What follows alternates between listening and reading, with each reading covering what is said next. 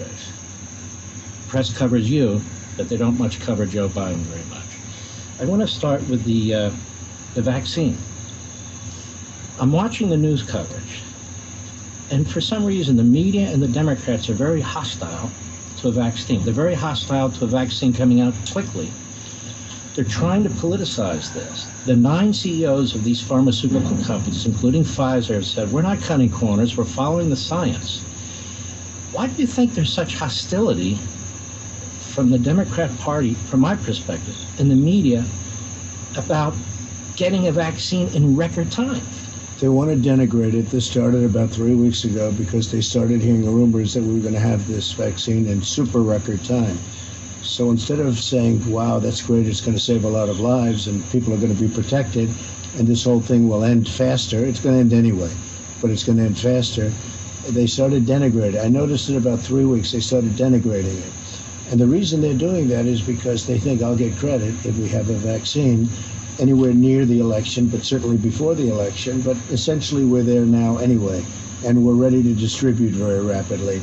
So what they're doing is trying to make it like, that's not such a big deal, when actually it's one of the greatest things that anyone's done. And I'm not saying me, I'm saying anyone. It's so incredible, it's so important. And they've done it in record time. If this were a typical administration, this vaccine wouldn't be ready for 2 or 3 years because of the FDA process. I have totally changed the FDA process. Same safety, but the speed is from a different world. And we should have the vaccine approved very soon, up and approved. Plus, we have many companies doing it, great companies, Johnson & Johnson, Pfizer, Moderna. We have many companies doing it, and almost all of them are having these, so far, seemingly very good results. They're in phase 3 trial. That means we're right at the end of the process, really looking good, and could be really early.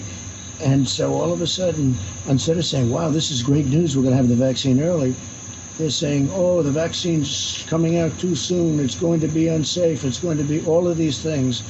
Has nothing to do with the safety. These are great companies. They're not going to put themselves on the line. They would have tremendous liability. So it's a tremendous thing that they've done and that we've all done together. Then we're ready to distribute it very quickly.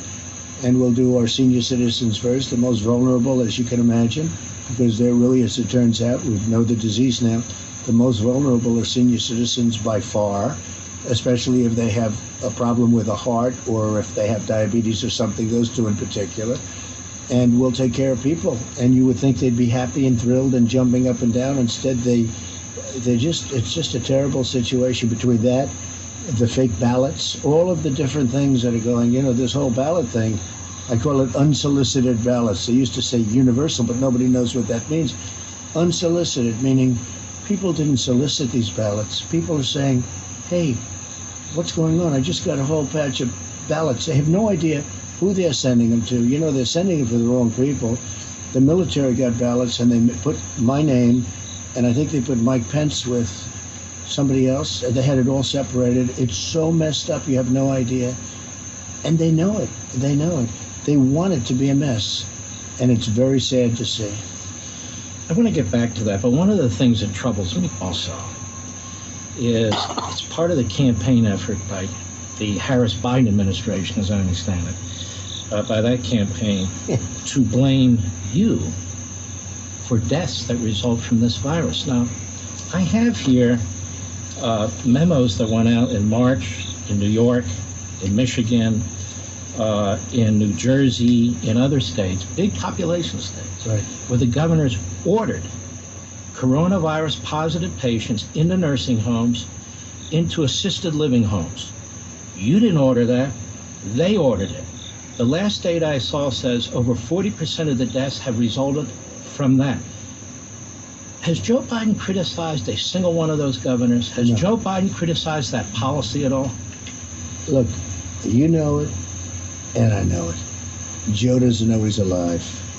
If you asked him that question without teleprompters, I don't think he could answer the question. And it's a sad thing that's going on. The whole thing is a sad thing. And you said it before, the Harris-Biden administration. Who would ever say such a thing? I mean, I've been here for quite a while now, almost 4 years, if you can believe it. I never said the Pence-Trump administration. You don't say that. It's like so unnatural. Who would say what he said? You would think it's impossible unless there's something wrong. It was compounded when she went out and said she puts her name first. She's always putting her name first. By the way, she's the most liberal person in the Senate. We've got the most liberal person in the Senate. So it's a sad thing that's going on, and hopefully we're going to have a big victory. And I think when we have the victory, it's going to calm down because they're getting tired of losing. We've been beating them at every front, and they're getting tired of losing. But it's going to be an interesting period of time.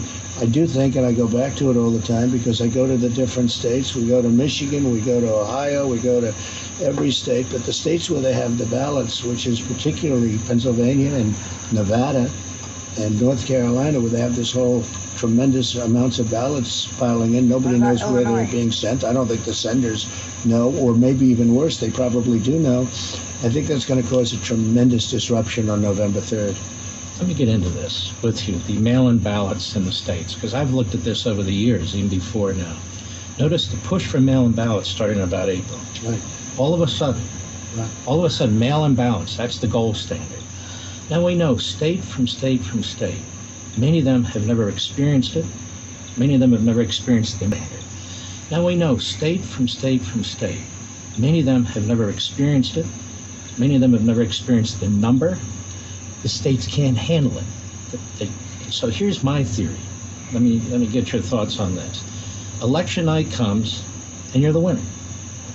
And they're going to say, no, he's not the winner. They're going to bring these lawsuits on the mail-in ballots. We saw them do this in California and other places. Absolutely. Election night, let's say you're behind and you say, wait a minute, we've got millions of ballots out there. You guys put this process in place. Now we want to wait and see.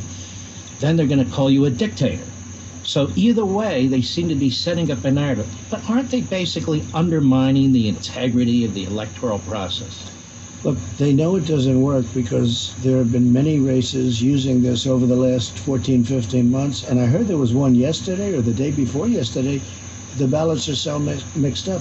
They have millions of ballots going out on little races like in New York or the one in Paterson, New Jersey, or Virginia, or many other locations, and we're now finding out about the one from over the last couple of days.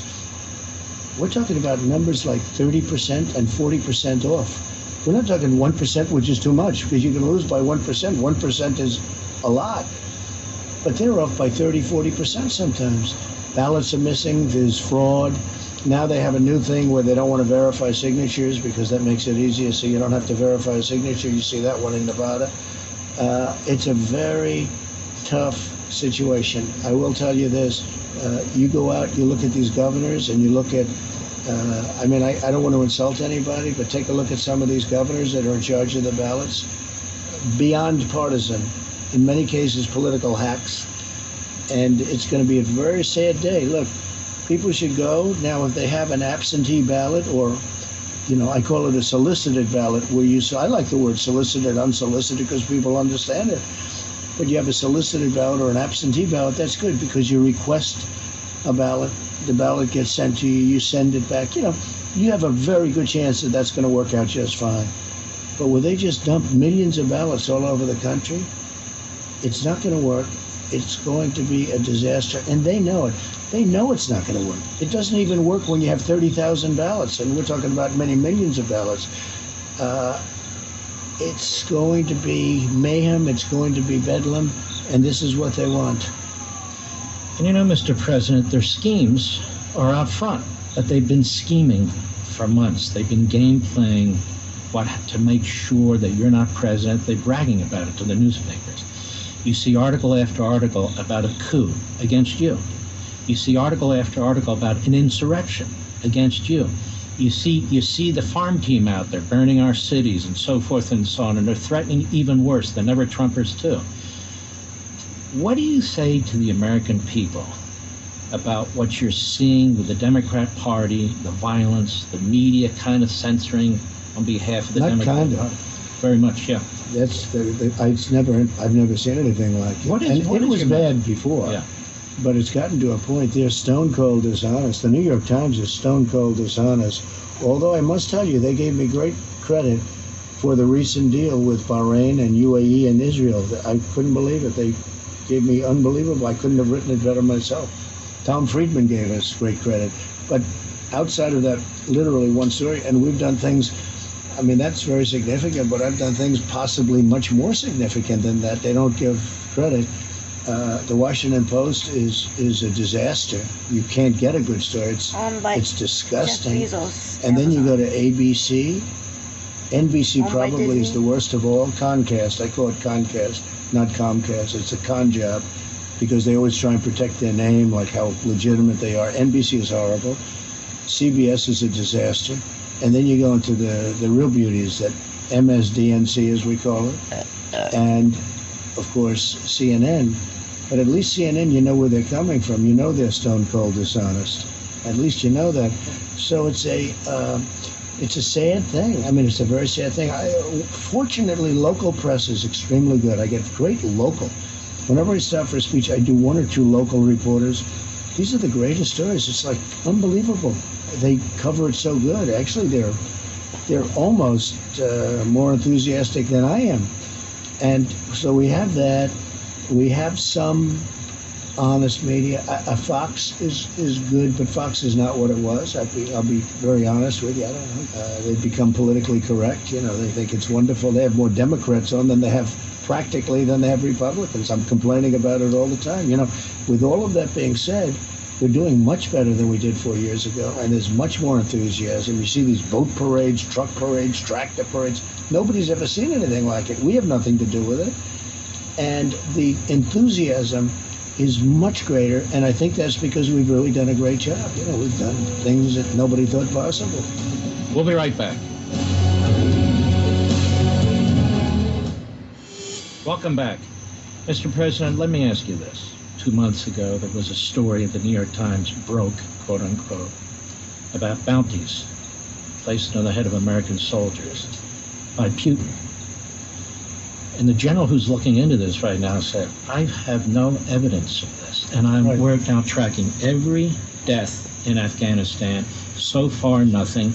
That went on day after day. Made up. The media, the Democrats, they all accused you of being a sellout to Putin and not protecting American troops. The story turns out to be an absolute lie. Yeah.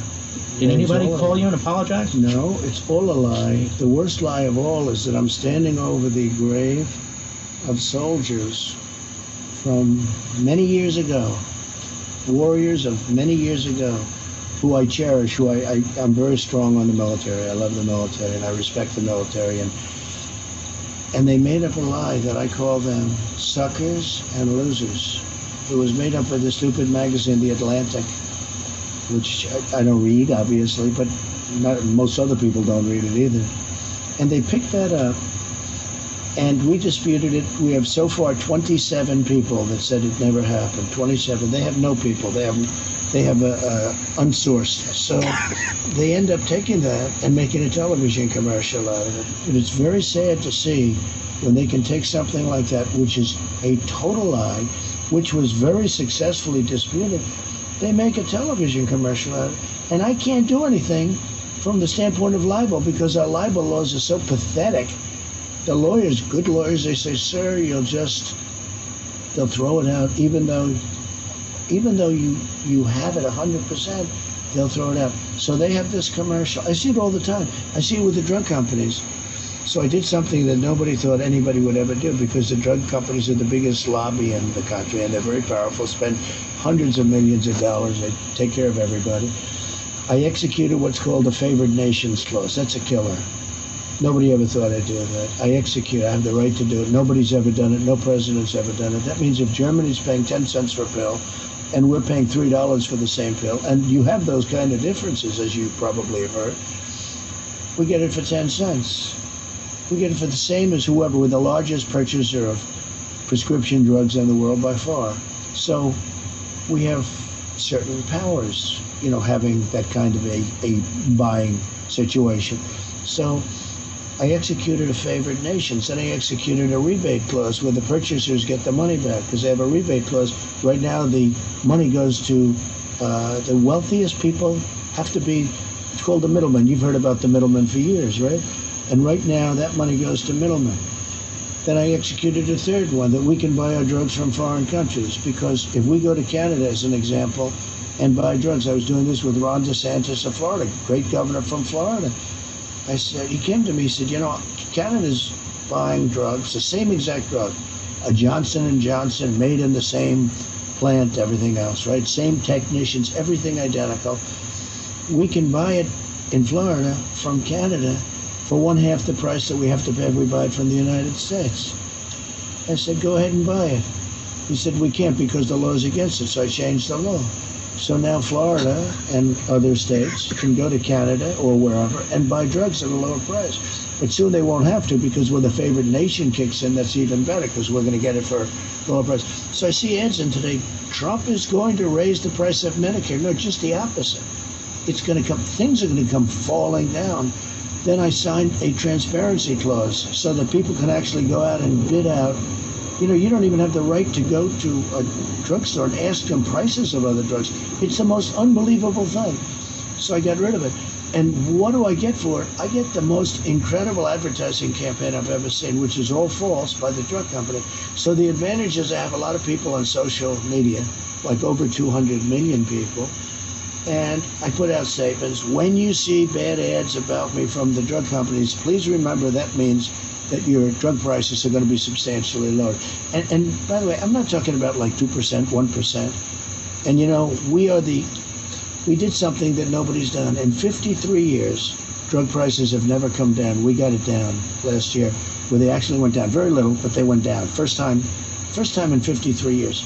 Now, you have a situation where they're going to come down at numbers like 50%, 60%, 70%. But I can see why people didn't do it, because the drug companies took me on, and the ads they're putting out are unbelievable. They're totally false, and there's nothing you can do about it.